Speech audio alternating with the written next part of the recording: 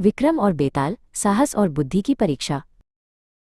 बहुत समय पहले की बात है। न्यायप्रिय राजा विक्रम आधी रात के घने अंधेरे में एक डरावने जंगल की ओर बढ़ रहे थे। चारों ओर झींगुरों की आवाजें गूंज रही थीं और ठंडी हवाएं पेड़ों से टकराकर सिसकियां ले रही थीं।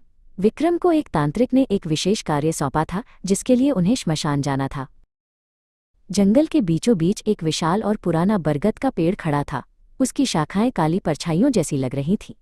जैसे ही विक्रम उस पेड़ के पास पहुंचे, उन्होंने देखा कि एक शव डाली से उल्टा लटका हुआ है। वो और कोई नहीं बल्कि जिन्न बेताल था।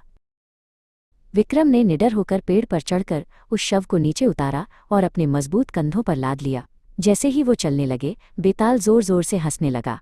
उसकी हंसी पूरे जंगल में गूंज उठी, लेकिन विक्रम शांत रहे और अपना सफर जारी रखा।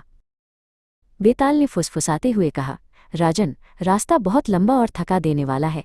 मनोरंजन के लिए मैं तुम्हें एक कहानी सुनाता हूँ, पर याद रखना, अगर तुम बीच में बोले तो मैं उड़कर वापस अपने पेड़ पर चला जाऊंगा।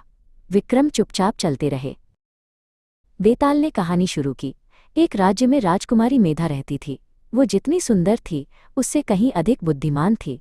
उसने घोषणा की थी कि वो उसी से विवाह करेगी जो उसे तर्क वितर्क में हरा सकेगा। तभी दूर देश से एक विद्वान श्लोक वहां पहुंचा। उसने राजकुमारी से ऐसे कठिन प्रश्न पूछे जिनका उत्तर देना असंभव लग रहा था। श्लोक की विद्वत्ता देखकर पूरी सभा मौन हो गई। कहानी खत्म कर बेताल ने एक पेचीदा सवाल पूछा, बताओ राजन, क्या राजकुमारी को हार मान लेनी चाहिए थी या श्लोक को झुकना चाहिए था? अगर तुम जानते हुए भी नहीं बोले तो तुम्हारा सिर टुकड़े टुकड़े हो जाएगा। विक्रम न्यायप्रिय थे और चुप नहीं रह सके। उन्होंने कहा, सत्य तो ये है कि ज्ञान की कोई सीमा नहीं होती।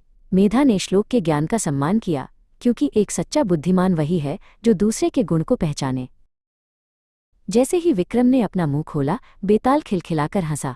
राजन, तुम बोल पड़े, और देखते ही देखते बेताल विक्रम के कंधे से ओझल होकर वापस उसी पुराने बरगद के पेड़ की ओर हवा में उड़ गया। राजा विक्रम विचलित नहीं हुए। उन्हें पता था कि कार्य अभी अधूरा है। उन्होंने एक लंबी सांस ली, अपनी तलवार म्यान में डाली और फिर से उसी बरगद के पेड़ की ओर मुड़ गए। उनकी यात्रा फिर से शुरू होने वाली थी।